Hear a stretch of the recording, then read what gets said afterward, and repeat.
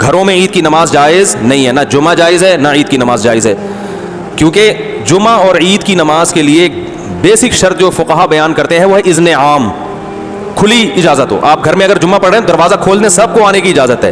اور لوگ کہتے ہیں اس کی دلیل کیا ہے؟ بھائی اس کی دلیل یہ ہے کہ جمعہ اور عید یہ شاعر اسلام میں سے ہے، یہ بند کمروں میں نہیں ہوتا، اس سے جمعے اور عید کی ویلیو ختم ہو جاتی ہے.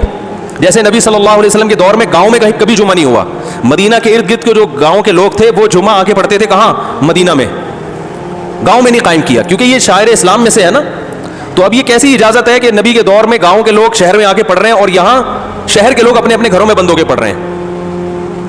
تو ہماری رائے یہی ہے، اور حضرت مفتی تقی عثمانی صاحب کا بھی اسی پہ فتویٰ ہے کہ ان لاک ڈاؤن کے حالات میں گھروں میں آپ ظہر پڑھیں گے، جمعے کی نماز نہیں پڑھیں گے، نہ عید کی نماز پڑھیں گے. عید کی نماز وہاں پڑھ سکتے ہیں کہ جہاں پھر لوگوں کو کھلے عام اجازت دے دیں. تو اگر کسی فیکٹری میں یا کسی ایسی جگہ پہ سب کو آپ نے اجازت دے دی بھائی یہاں ہے، تو وہ پڑھیں پھر اجازت ہے.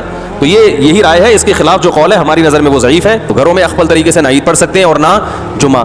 ایک آخری بات یہ کہ اگر کسی عالم کی رائے ہو کہ نہیں پڑھنی چاہیے تو آپ اس کی رائے کو فالو کریں، مگر پھر تان و تشنیع نہ کریں کہ کلپ بنا کے ادھر میرا کلپ لگا دیا، ادھر دوسرے مولانا صاحب یہ کچھ اور کہہ رہے ہیں وہ کچھ اور کہہ رہے ہیں. اس سے پٹے بازی کے علاوہ کچھ بھی حاصل نہیں ہوتا. بھائی ہمارے یہ دلائل ہیں. اس کا یہ نہیں سیاسی نقصان بھی ہے، سمجھ رہے ہیں نا. جمعہ پڑھنے میں ذرا تاخیر ہو رہی ہے تو چلو یار ادھر 2-4 بچوں کو کھڑا کیا، خطبہ یاد کرنا کون سا مشکل ہے، دیکھ کے پڑھ لیں گے خطبہ. تو جمعے کی ویلیو بھی ختم ہو جائے گی اس سے، جو جمعے کا ایک بنیادی مقصد ہے کہ کراؤڈ ہو. ویسے ہی 1.5 اینٹ کی مسجدیں ہمارے ہاں ہول سیل کے حساب سے بن رہی ہیں. تو جب اس طرح ہر گھر میں شروع ہو جائے گا تو وہ بھی ہوگا کہ یار آج تھوڑا لیٹ ہو گئے. شروع میں تو یہ ہوگا کہ آج تھوڑا لیٹ ہو گئے تو ہم گھر میں ہی پڑھ لیں گے. اس کے بعد یہ ہوگا کہ لیٹ نہیں بھی ہوں تو ہم جب گھر میں ہو رہا ہے تو یہ مولانا صاحب کی تقریر جا کے کیوں سنیں، ان کے منہ سے خطبہ کیوں سنیں. ویسے بھی مولانا صاحب سے مسجد میں نمازیوں کو اختلافات تو ہوتے ہیں نا. ابھی تو مجبور ہیں کہ یار جیسے مرضی ہے جمعہ پڑھنا ہے، جا کے کیا کریں، بعد میں جا کے جو مرضی کر لیں. لیکن جب ذرا سے اختلاف ہوں گے، مولانا صاحب ہر جمعے میں 4 شادیوں پہ بات کرتے ہیں، لہٰذا ہم اپنا جمعہ الگ پڑھائیں گے. تو یہ شروع ہو جائے گا حساب کتاب، ٹھیک ہے نا. ذرا سے اختلاف پہ ابھی پابندی ہے بھائی، نہیں ہو سکتا، جس نے آنا ہے مسجد آئے، نہیں تو بس ختم.